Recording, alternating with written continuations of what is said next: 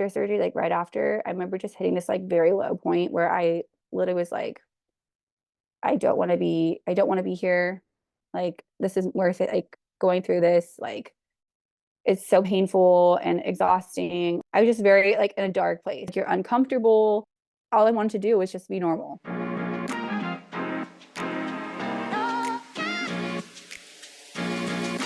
Three, two, one, yeah!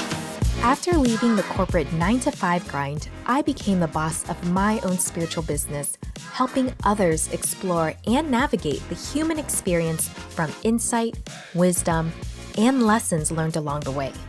Today, I help aspiring spiritual entrepreneurs gain the confidence to share their gifts with the world. Welcome to the Happy Healing Shop podcast. I'm your host, Trang Pham Nguyen, and each week we'll dive into incredible stories of strength, resilience, and transformation. So, if you are ready for some serious breakthroughs, laughs and tears, and stories that will inspire you, you are in the right place, my friend. Let's get started. Hey there, friend. Today I've got a really special guest joining us, and you're going to be blown away by her story. So imagine this, you're in your late 20s, living your life, and suddenly, out of nowhere, you get a diagnosis that turns your world upside down. Bone cancer. And that's exactly what happened to my guest today. She faced treatment, became cancer-free, and then the unimaginable happened. It came back.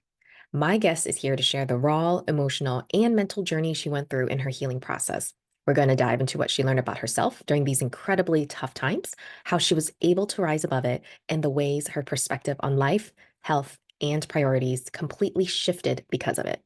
You're going to love her authenticity that she brings to this conversation. So without further ado, please give me a warm welcome to Nicole Ludwick. Hey, Nicole, thanks so much for being here. You're welcome. Yeah, so Nicole and I met at a mutual friend's house. We actually live with her, and so we just started like chatting in the kitchen, and then eventually started talking about your health and cancer. And I was like, okay, well, this needs to be on the show, and people need to hear all about it. Um, Yes. yeah. So, can you start off with how old were you when you were diagnosed with cancer, and what type of cancer it was? I was 28 years old and I was diagnosed with Ewing sarcoma, which is a bone cancer, and it was in my ribs. How long did you have it, and how long was treatment? May of 2022. I like saw that I had this lump on my chest and I was like, "Oh, this is interesting." Like I I was like a new nurse at the time and I was like, "Is this anxiety? I don't know what's going on." So I was like, "Let's just see. Like give it like 2 weeks, see if it kind of goes away or anything." Didn't. So I saw the doctor. It was like right before my birthday in June. I was like officially diagnosed. It was actually on Yasmin or my roommate's birthday, and I found out I had COVID and I had cancer at the same time. So double whammy. That was a week before I turned 29. I had started chemo for my treatment, and it was every 3 weeks I would get treatment. And then I got a surgery since it shrank enough in November of that year, 2022. And I continued treatment all the way after that until July of 2023. Um, was in remission for a little bit. And then I would get scans regularly, probably like every 3 months, get a scan, like a CT scan or a PET scan. And I think it was March of 2024 is when it showed up on my one of my scans that it had moved to a new part in my lymph nodes in my lungs. It's like right on my lungs. So they started me on medication. It's not technically chemo, but it's like a targeted therapy medication I take every day. And does the cancer run in your family at all, or it did not, and this just Um, felt like it came out of left field? I would say, well, so it runs in my family, but this type of cancer is like just totally random. My cancer is technically like in my genes, but it's not something that can be passed down. So like from what the doctors were telling me. So like I can't pass it. If I were to have like a kid, I can't pass it down to my kid. It's just like randomly in your chromosomes. They can't test for it. And like you don't know when it's going to affect you. It could be technically it's like a childhood cancer, but it can affect like early adults. So it just can randomly show up. So like you could get it and it just randomly happens. Yeah, it's like a cancer that you just really got unlucky, kind of like that. Yeah, it's kind of like a needle in the haystack kind of thing. Oh Yeah. man. So Yeah. okay, the next question I'm gonna ask is kind of big, but like what Okay. were your reactions, thoughts, feelings that ran through you when the doctors told you you had cancer? Okay, well, it was kind of like a weird way how I got told to, because I work as a nurse. I got a CT scan because the doctor had ordered a bunch of tests for me to get done, like my primary physician. And I went to work that night, and I think it was like picking up or an extra shift or something like that. And she calls me at like 10 at night from like her personal phone. She's super monotone, and I had a message on my like my chart app from the doctor from her, and I was like, this is so weird. Like, why is she calling me so late? Why is she so monotone? Like, if everything was fine, like I feel like she would have just said something to me and like, not to call me back. So I remember being in the med room at work, and I just like panicking, like in shock. Like I wasn't crying or anything yet, but I was just like, oh my God, like, is this really happening? So I remember telling myself, I was like, okay, like get yourself together. Like it's midnight. I had to take vitals on my patients. I go take my vitals and I go on break, and I call my mom at like 1 in the morning, and I'm like freaking out. I'm like, Mom, like, what if it's cancer? Like cancer runs in our family. Like, freak, like panicking. My mom's like, you don't know that yet. You don't know. So we'll just call in the morning. So I finished my shift. I don't know. I don't know how I did it, but like, I think I was just like so much more in like panic mode that I was just like, okay, like let's set that aside. We don't know what's happening. Um, and I don't think I really told anybody. Like, I think I maybe one person at work when because I was like, I don't know, like it's weird that I'm getting this phone call. Yeah. So I go home, and I remember we were going to the beach with the dogs, and I had called the doctor in the morning. She hadn't answered. So we were walking to the beach. She called me back, and then she told me, and I was just like, kind of like, I didn't cry or anything. I was just like, okay, so what do we do next from here? I had my mom on the phone, had the doctor on the phone too, like a three-way call. And like, I just remember like a couple minutes like into the phone call when my mom was there on the phone too, I just started like breaking down in utter shock. Like, how is this happening to me? Like, I don't understand. Like this isn't real. And like it was like kind of settling in, but at the same time not. It was just like so weird. So then we did go to the beach. I went back home. I was just like crying and crying and crying. I remember like actually being diagnosed and just like sobbing that whole day. I was just like in utter shock. Like, how can I, like this 28-year-old that's healthy, doing all these things I should be doing in my life, be in this situation? Like, where I literally like have cancer and have to go through treatment. Like, what is next on the list of things I have to do? My life is literally going to like once like a 360 change. I wanted to tell friends and things like that, but it was hard that first week of just actually knowing.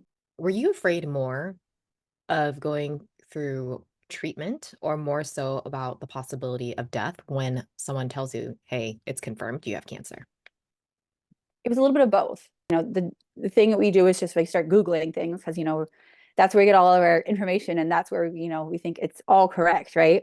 So I'm over there Googling, telling like, and it's telling me like, you do have a high, um, there's a high chance of having remission, and like, it's not like the treatment is very effective. That's what I was kind of researching, but it's a very rare form. So like to me in my head, I was just like, okay, thinking about that, but I was thinking about like my aunt and how she was super healthy, and I'm like that way too. And like me thinking about like, okay, like, can I beat this? I feel like I can, but then also this form of like this rarity like makes me feel like it could be like an end of life situation, just like my aunt had. So like it was kind of like both of it, I guess, because it Yeah. was just like fighting it. And then I was just in my head on top of it, just thinking like, holy heck, I just got diagnosed with this. Yeah. And when you were saying it took you didn't open up to your friends about it, especially when it wasn't officially diagnosed by the doctor. Uh-huh. How long did it take you to open up to them about having cancer? Um, I feel like probably about a good week. I like started with really close friends and family. Um, like my friends and like my close friends and family knew kind of what was going on. And I feel like that was really hard to like tell them. Um, because there's some people that I knew that like my uncle with my aunt that had passed away, like I'm very close with him. So that was really hard to tell him because I don't want to like trigger something that like he had prior and now it's happening again. But I do want to let them know. And then my other friend, her sister had also passed away around the same time my aunt did from cancer. So it was hard to tell her, but like she's one of my closest friends. This was like middle of June when I found out, but around July was when I had posted about it on my Instagram. Just because I knew I was going to need support and I didn't know what kind of support yet, but I was like, I feel like just getting it out there is going to start something. But it took me a while because I was like, holy crap, like this is happening. And like, I end up in my brain was like, since I had been exposed to so much of like family and friends going through treatment and things like with going through cancer and everything on like the family support side, because I'm so used to like being the nurse, right? So like on the family support side, I was like, okay, that is my next step.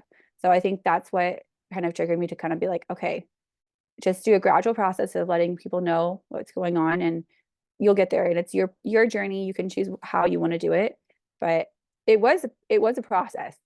I'll say Yeah. that. So Do you feel like telling them made it feel more real to you? it was kind of relieving to me because it was like, okay, now it's out in the open, but it's also like I am a kind of person who doesn't want people to worry about me. Like I I feel like like very selfless as a person and like I don't like to like I want to put others first. Let's put it that way.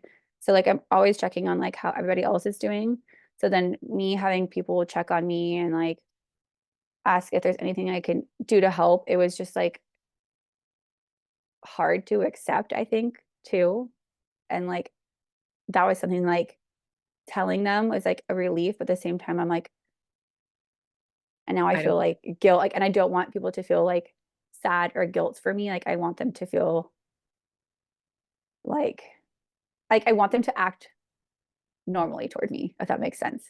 Like I don't want them like me telling them, I don't want them to be like pity on me. I want them to still treat me like normal, but just give me like the support that I need.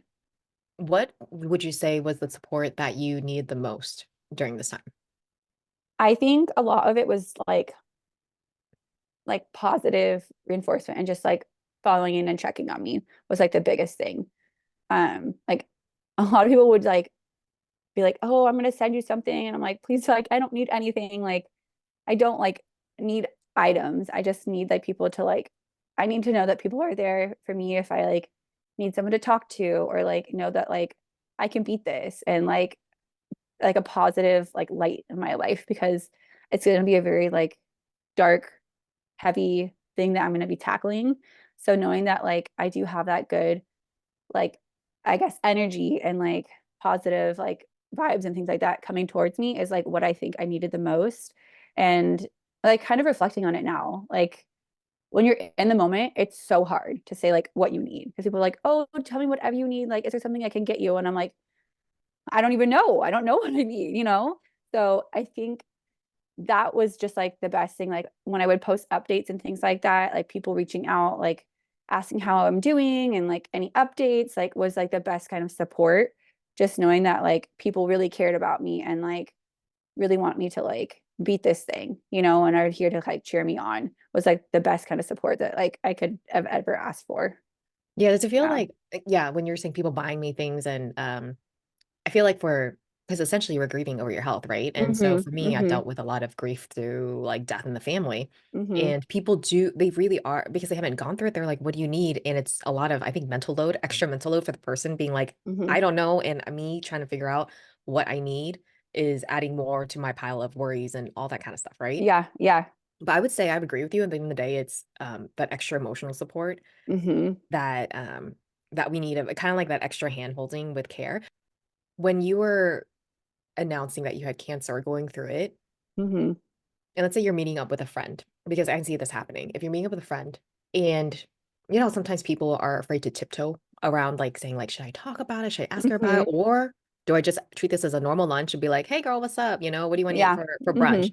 What, I guess, in your opinion, would you recommend that worked for you? It did happen. Like I did have friends that come visited me and like spent time with me and like honestly that was like the best because like just even having somebody there was like just like company. Like they didn't have to say anything or whatever. Like because I got really tired like super quick. Like the med just really made me like so exhausted. But like I like didn't mind talking about like updates and how I'm feeling because like they want to know. And like I get that too, because I want to be like very transparent because I think it's very helpful and makes them feel like um they can support me better. The support they give me, I feel like is really based on like what I am able to share with them. So when I share more things, I feel like their support is a little bit better and it feels a little bit more um like personalized and like they care more because they really understand kind of more of where I'm coming from. So like we would talk about things like that and then I'd be like, okay, let's talk about normal things because like I wasn't able to go out of the house or like do very many things. So I was like, I want to know like how like your life is going, like, normal things like that. Like, because I don't want to focus on my sickness all the time because that's always what I was around all the time. Let's say when people say, "Oh," where they're updating you about their life and Mhm. they're complaining about, I don't know, some trivial life thing and stuff like that. Were there moments where you rolled your eyes or were thinking like, that is not a big deal? Hello, I have cancer. Like maybe Mhm. not say that, but in your head you were thinking Oh that. yeah, 100%. I had those moments. Like, like when people will be like, "Oh, I hate my life," or like, "This is like something is going wrong in their life," and I'm like, "Oh my gosh!" Like in my head, like it could be so much worse. Like you could be sick and fighting something. Like even now, I have that thought. I feel like more than ever, just because I've gone through treatment once with chemo, and then now I'm going through my second round of treatment with my meds, and I'm still working full time. And people will, I hear things sometimes, not like necessarily like at work or just could be anything. And like I just hear, or if I'm walking on the street, whatever, and they're like, "Oh, my life," or whatever, and I'm like,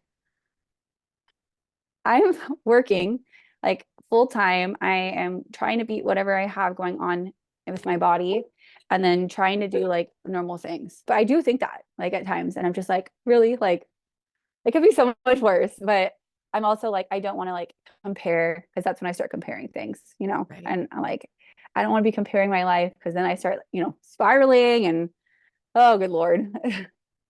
Do you um because you kind of sort of found out around your birthday that you had cancer, do you feel like it Mhm. affects your birthday? Like when your birthday comes around, you get a little more anxious? Mm, not really. I think I get more anxious when I get CT scans more than anything and like waiting for results from like the doctor. Like the waiting is what like really kills me when I have to get like a scan. How did your diagnosis, the chemo and the meds impact Mhm. you physically, and then emotionally, mentally? I think physically when I was on chemo, I was so tired and like it's such a weird feeling. Like I would get nauseous, but like, the first 3 days after chemo was like the worst. All I wanted to do was just lay down in bed, curl up in a ball. Um, I would get the shot after the day after I had chemo. Um, and it's called Neulasta shot, and it helps increase like your counts, your white blood cell counts. And it would give me really bad bone pain, and I wouldn't want to move. And like it, it was probably the worst pain, one of the worst pains I ever had. But it just like physically you feel exhausted, tired, but as the time goes on, like since I didn't have anything to do, I'd be like cleaning the house, like wanting to like pick things up, do things, but even then I would be tired like doing laundry, like that would be like a workout for me. Like a 30-minute workout would be like equivalent to me doing laundry with going through chemo. It was like exhausting, tiring. I got these awful hot flashes. I was sweating at night. I'd have to have a fan on. I remember crying and things like that. It kind of touches into like my mental, like emotional feeling I would get when I was going through chemo was really hard too. And the ones after surgery, like right after, I remember just hitting this like very low point where I literally was like, I don't want to be here. Like this isn't worth it. Like going through this, like it's so painful and exhausting. Like, what if it comes back? Like I was just very like in a dark place. And like I worked through a lot of it with like I had my therapist. She was great about everything. Saw her like regularly. There was never a point when I actually like wanted to like harm myself, but I just like had these thoughts. Just because it was a lot, like mentally, like taking it on. Like you can't see anybody, you can't do anything, and like your counts are so low, you like really like can't go anywhere because you get so exhausted and so tired and like you're uncomfortable. Like it was so hard. And like all I wanted to do was just be normal. I remember just telling my mom, I just want to be normal again. I want to be normal again. Having no hair, like that really affected me. I did get a wig, but like wearing the wig, since I was having hot flashes, I would get so hot. It was like wearing a beanie in the middle of summer, so hot. But like it did help mentally and emotionally feel like, okay, I look normal, you know? Lost my eyebrows. I think that was really hard too, like with my hair, like even having a wig again, like you have to put like eyebrows on because you just, I felt like an alien. It was funny, but like I would try to like be like lighthearted about things, like oh my god, I'm Pitbull. I'd go through stages, you know, even when I was like getting my hair back. um but chemo was definitely like really, I had my dark points. I think that was probably the darkest point. And like I remember one night like talking to, I remember breaking down. I was telling my parents this, and my mom was like crying, and I don't know, my dad like was really feeling, he wasn't really talking, and usually like he doesn't really cry, and I think he was kind of emotional, but it just like it really affected me emotionally, just like saying that, and I didn't want to like verbally say it out loud, but I know it helped me to like process how I was feeling. But I had a hard time like actually saying it, because then it's like my thoughts are actually real. And then the other thing is like I said, I'm very like selfish, like don't want to like others to have to like worry about me and things like that. So like having saying that, and then my mom actually like hearing it, I don't want her to like break down and be sad, because like she also is like one of like the rocks I had throughout the whole process too. And like it's hard for me to like say stuff like that and then have my family like hear it, and then like I don't want them to be upset, because that makes me even more upset. I'm an emotional person too, so like when I see someone cry, I cry. But that was probably my lowest point. And like thinking about it now, like I don't know, it was just really sad to think about. Like I actually had thoughts like that, and like it was really scary. I was very scared. And I was told I was going to be put on meds again, I was just like, can I still work? Because it's like something that made me feel normal. And I love working. I love helping other people. I love being at like my job, the people that are at work with me. Like it's just something that I look forward to. It's just a wild thought that I was actually on chemo, had all those emotions physically and mentally going through that. I'm feeling a lot better. Another thing that did happen when I was on chemo, physically I did gain a lot of weight too, and that was really hard. I'll say that was one of the other toughest things, was like my body image, and just like looking at yourself, like you lose your hair. It was one thing that was nice though, I didn't have to shave. That was nice. Like losing your leg hair, everything, your armpit hair, I was like, ooh, don't gotta shave. But physically, like your body image, like I remember just like staring at myself in the mirror, and I was like, in my head, you think about what you look like, and I'm so used to this look that I've achieved and like gone through my life. And then looking at myself, I was like, I've gained a lot of weight, but I can't exercise, really do anything, because I'm exhausted, tired. I get tired easily. I had gained probably about, I want to say 50 pounds on chemo. And that was really tough for me. I just kept asking my mom, like, am I gonna like gain any more weight? Like, is this gonna keep going? Because I would literally go to the hospital, they'd pump me up with fluids, and I'd gain like 10 pounds. I mean, I would lose some, but like first, after the first day, I was like, holy crap, like this is insane. Like, am I just gonna keep blowing up like a balloon? Like, you know? So your face gets big, everything. And it was really hard. And I had a lot of time where I was like just crying about how I was gonna look. And my mom and my sister, my like immediate family was really good about like, Nicole, you're gonna get back to like your normal self and what you look like. It's gonna be new normal, but like you'll get there. This is what you need to do while the time being. Like your body's fighting something. You have to remind yourself that. And that was like a big reminder. But that was physically really difficult, like dealing with your body image. Because I remember just looking at myself in the mirror, and I was like, I don't like how I look. I feel ugly, like I don't feel pretty. And like even putting a wig on, things like that, like it wasn't me. Like I didn't feel like myself. And that was really tough. I will say that was really tough. And then my scary part when I like was having those thoughts was very difficult, mentally, and then like also the physical with the body image. I think a lot of people go through really dark moments, but a lot of us Mhm. keep it quiet. like those Mm-hmm. thoughts where we don't want to Mm-hmm. be here anymore, right? Yeah. Yeah. So how the heck did you keep going? Or what was the reason or Mm-hmm. why you kept trying for another day? Mm-hmm. Um, Honestly, I think there's two things. One was the support. The support that I got, like I had people reaching out to me. I would post my updates, every round I was like going through. I'd be like, okay, I'm on round, whatever. I'd post it on my Instagram. I have never had better coworkers. They literally were just like all my moms and like family basically from work. And they would check on me and ask how I was doing. And then like also my friends and family, just like the checking in on me and really just like talking to me if I really needed to talk, or just like someone just I'd FaceTime like one of my friends and we would just be there. She would just be there, and like sometimes that's all I needed, or someone just to sit with me. I remember my sister sitting with me on like my bed. I was like, can you just sit with me? Like, I don't want to say anything, but like, can we just sit and like watch a TV show while I fall asleep? So like I think that was one of them, was the support, really pushing me and like encouraging me and like being really positive. I think was like that positive light they would give me was like something that really made me push forward. The second thing would be like mentally, I was what I was hearing from the doctors, like this being like a very treat not like treat because you can't treat cancer, but very or cure cancer. A very um like this cancer really did react well to the chemo and treatment that I was getting. So like I did have a very high chance of like being in remission, is also something that I kept in mind going through the whole thing. Like if these people can do it and like the doctor is saying I have a high success rate, like it will keep me going. The support really was like my number one though.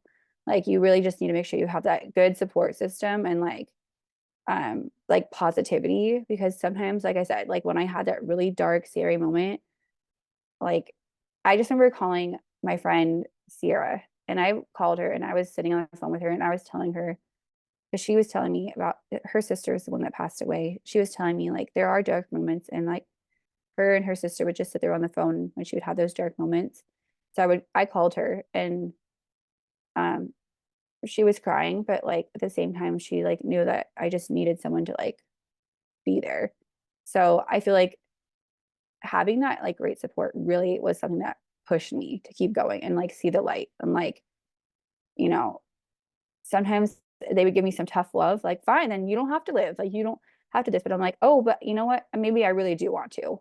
And like that kind of thing. So I think really, really good support is like what pushed me to keep moving forward. You know how you mentioned your cancer came back, right? And so Yeah. knowing that cancer is not curable, but it's in remission, so it just can come back anytime. Does Hmm. that live in your head, in the back of your head always now?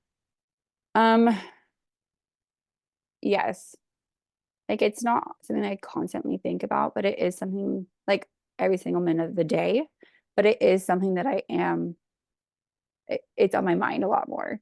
I really try to take things not like day for day, but like thing as they come. I try not to like, I guess, focus on things that don't really matter as much. How's your perspective on life changed since having cancer? Did your Hmm. priorities change, or what insights or lessons did you get from Yeah. it? Having chemo, really like being at home all the time, you're like in bed, sleeping, and like you're not able to do very much. Like I just feel like I was so tired all the time. One of my best friends, she and I like made a list of things that like I want to do. And my sister was there too, like what I want to do when I am done with chemo. So that was something that like pushed me, like encouraged me, like I can do all these things when I'm done.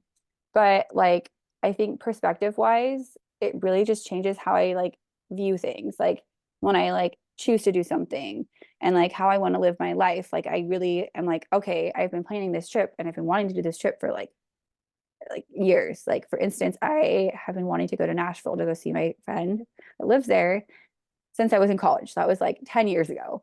And I was like, you know what? I'm going to do it. So I made a decision and it was like, okay, I'm going to save up my money, whatever, put money aside to like buy a trip and just go and just do it.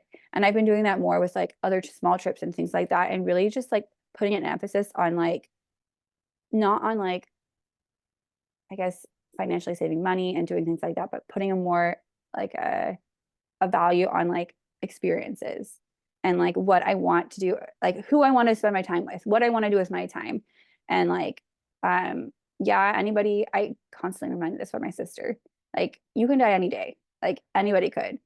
But I have this feeling in my head. I'm like, okay, I have a higher chance of that, but like anybody could die any day. So like I really want to live my life and I choose what I want to do every day. And that also goes into how I like what my body's telling me to. So like I plan more trips now. I like try to hang out with people that I really want to spend my time with. If I don't want to do something, then like I'm not afraid to say like no. I'm not afraid to speak my mind more. And like say things that I like care about and like want to do. Like if I don't want to do something, I'm like, no, I'm gonna do something else. So I actually do that. Or like if I've been saying I want to do something, I like try to make it happen. I feel like I just put a higher value on my experiences and my friendships and relationships I have with people. And um, instead of like this go, go, go mindset that I had before, like it was more like task oriented, I want to say. Like I was a very, okay, I have to do this, this, and this, and this. But now I'm like I want to do this. And like, I want to do that. Like, let's fit that in. And like, we don't have to do this, that kind of thing. I value more like personal time and like um, how time is so precious. I think I also take one day at a time. I think it just like really pushes me to be like, okay, put a more purposeful spin on like what you want to do. And like you can do anything you want. You literally can. If you want to be, I don't know, An like astronaut. an astronaut, like you can go out and freaking do that. Like you have like all the possibilities and things to do it. Like you have to do the work to get there, but like you totally can do anything you want to do. And like it's up to you. You have the choice. Like, I think it hits me more than just like, okay, have like a to-do list of things today to do. Yeah. So I think it's kind of like that's the kind of value put on it. And even when I go to work, I feel like I'm still kind of like task oriented. Like I still have to get things done, but I think I put a higher value when I go in.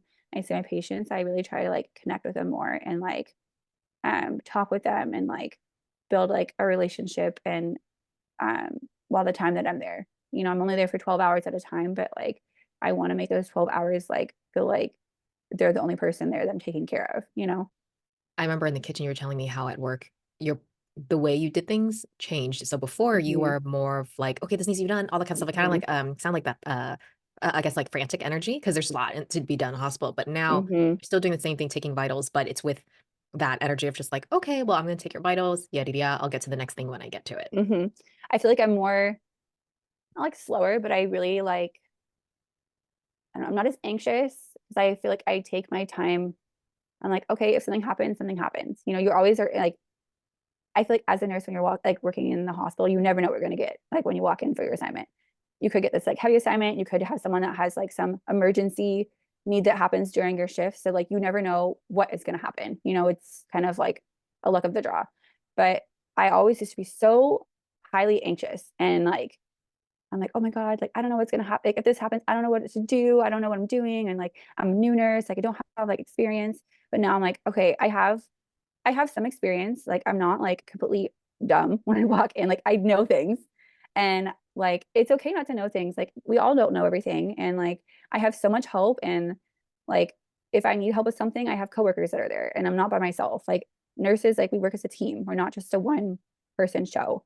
So like I think in my mind, that mindset of like me like having support and like feeling like everything's not put on me directly has changed. So like this more like we're in a group, we're in a team energy, we're gonna get this done. You know, we're here to like really just take care of our patients and make sure that they're doing great. And like, compared to like, okay, let's do this. And like I don't have help and I have to do this all on my own. So I feel like that has really shifted and like the energy that I bring to work now, I feel like has really shifted um on like the way I care for my patients. Like with your answer, I feel like the things I'm getting is learning to live life more Yes. and then being in the moment not in terms of like being spontaneous, but more so I've heard from other people too, if they're going through um some sort of grief, actually, not exactly health, but just any Hmm. type of grief and they had time to reflect of just um being more being more present. Like you can't, Yes. instead of planning what's going to happen in like 5 years or that sort of stuff with that Hmm. frantic energy, Yes, it's just yes. more so like you can still plan, but with that vibe of being like, well, if that plan doesn't work out, then it's okay. It's okay. You Eh, can, yeah, you're more flexible. Exactly. Wow, you more read my mind. flexible. Yes. Yes. Yeah, I was like, oh, but what is it? Trained. I was like trying to get like the essence of it, and I was just like, okay. Yes. Because Yes. it's not like, yeah, when people are like, I live in the moment and I don't even think and plan anymore. It's more like you still, because you and I are planners, right? It's like Of course. we still plan, but it's without the being the rigidity of it, of being Yes. rigid. It's like Yes. planning, Like, but being more flexible. yes. Like if it doesn't get like how it's supposed to, that's okay. Like, you know, like the world just works that way and then we'll deal You with know, it. you know what it reminds me of? It's like imagine when you're going to work, could Uh-huh. be a nurse any other place, and you Uh-huh. see the person that's been there for 20 years and Hmm. they take their time and Oh, yes. maybe they don't take the time. They're a little bit maybe jaded or they're a little bit, and you're wondering like, wow, why are they like that? And I have 10 million things to do. And they're just kind of like taking their time and Mm-hmm. they seem to have like again, that attitude. And it's because they've been through so much at work in the 20 years that they realize like, yeah, that thing you're being frantic about, that's when I started Hmm. working and I realized that really doesn't matter anymore. It's kind of Yes. like have that like that experience, you know? Yes. I had that whole like mentality too when I would like went back to work. I was like, okay, I'm gonna take my time and do things like, it's also like I was on the patient side this time when going through everything. And now having like that mindset, like I want to be treated like I was treated. I had great nurses, everything, um, when I was going through treatment. And I want someone that's gonna like when they come in the room, I know they have things to do, but I want them to like interact with me and like, really feel like they care. So that, and then like also I would like look at my like other nurses that had been there a while. I'm like, okay, what are they doing that like looks like they just are a little bit more relaxed? And I'm Yes. like, like I don't have to frantically like be doing everything. I don't have to do everything at once. I can take my time and like I can, I have 12 hours to do everything. I don't have to do it all in like 3 hours, whatever it is. It's So like like they know how to pace themselves. Yeah. exactly. And I feel like a lot of my coworkers noticed that too when I got back. So like I had a conversation with like two of them and they were like, I feel like you're a lot more like relaxed. You're not as anxious. And I was like, yeah, I feel like that too. And I think I was telling him, I was like, I think it's my energy too. Like I just have a very different energy than what I had prior. Like I am putting a higher value on different things when I'm like going to work instead of task oriented and more like people oriented. Okay, what advice would you offer to someone who's battling cancer or facing a similar health challenge? Um, First thing I would say is make sure you have great support. That is like something that you really want to make sure you have because it does get hard. And you want someone, even if, like I said, even if they're just there sitting with you or like talking with you or just being on the phone with you and it's quiet, like just knowing that you have someone there to help like encourage you through the process is like, I would say the biggest thing. And I reiterated that through my whole entire like journey going through um my cancer journey. Like I was just so grateful that I had such great support and like I wasn't aware of how much support I actually had until I was going through it, which just like it really like even now it kind of like still makes me really emotional. Like I might cry about it, but like it just like it blows my mind that like so many people take the time out of like their day just to even like say something to you, like even if it's like over like Instagram, they DM you. Like the fact that someone like took the time to say that really just like warms my heart to know that like someone is taking their time to like care about me. I'd say that was like the top thing. And then I guess like going through treatment and everything, like you really just have to be positive. Like even if you have those negative moments, like when I had those dark moments and things like that, like you you have to have this like sense of positivity. Like it does get, let your negative energy out because like it does help to just kind of get it out. But like I will say, like I really tried to be positive, even when I was feeling negative. And like people did notice, like, how are you so happy all the time and whatnot? Like I really try to just focus on the positive aspects of it. Like going through treatment, I'm like, I would like tell myself what I was grateful for, like every so often. Like I'm grateful that I am able to go through treatment and like try to beat this thing. I'm grateful that like I have the support that I have. I'm grateful that like I can still, walk, exercise, do things like the things I'm able to do. Like you just have to really think about that like mentally. And like physically, I would say like it's tough on your body, but you also have to give yourself like grace. Like I was constantly reminding myself that like, you know, I was saying, like my body image was really hard for me. But like I had my sister and my sister, my mom, my dad primarily were just kept saying like, you might not like how your body looks, but like your body is fighting something and it's like doing its job. And like it might not be how you look, like is what you want, but like it's doing so much work and you have to be grateful for that. You have to give yourself grace. Like the fact that your body can do that is like amazing. Like you're basically putting poison in your body. Like I had to think about this. Like I'm literally like every time I get chemo, I'm like, I'm putting poison in my body. And then there's like fully gowned. And here I am, like nothing on me getting like poison injected. And I'm like, okay, but like my body is amazing that it can like physically do this. So constantly remind myself that and knowing like this is just a temporary part in my life. And like I'm gonna get through this and I can change how I am once I'm done with this. But like this is just a chapter. I need to focus on like letting it do what it needs to do. And then I can like focus on the next thing when it's available. This was amazing. Thank you so much for giving your perspective and your experiences. And you're still essentially you still have cancer in you right now. Yes, So yeah, so thank you for being vulnerable and sharing all of aspects of it, course. your whole entire journey. And I know it will help other people that might be going through something that's similar as well. I feel like I'm seeing this more often where people are getting sick randomly and I'm just like, or with cancer. And like it's crazy to me, but like I feel like it just needs to be talked about more so that people can feel more comfortable, people can feel more supported and like know that there's other people out there that are like there and going through things and they're not alone. And that is a wrap for today's episode, my friend. I hope you were inspired by Nicole's incredible story as much as I was. So I am curious, what insight was really meaningful for you out of that conversation? And as you know, finding support is extremely important when life's challenges hit you. So if you're looking for a beautiful and kind spiritual community to be a part of, to lift you up, especially in moments like this where we are grieving over our health and other things in life, we have our Facebook group, Happy Healers. And also, I have the Happy Healing Club, my membership group that includes access to guided meditations, shadow work self healing journal, live monthly healing events and workshops, and our community favorite, the Happy Hour, and more. I'll include all the links down below in the show notes. If you enjoyed this episode, hit that like, hit that follow button right now so you won't miss out on any episodes coming up, and it will really help me reach more of our vibrant community. I'd be grateful if you left me a review over on Apple or Spotify too, as those reviews help other people find my podcast.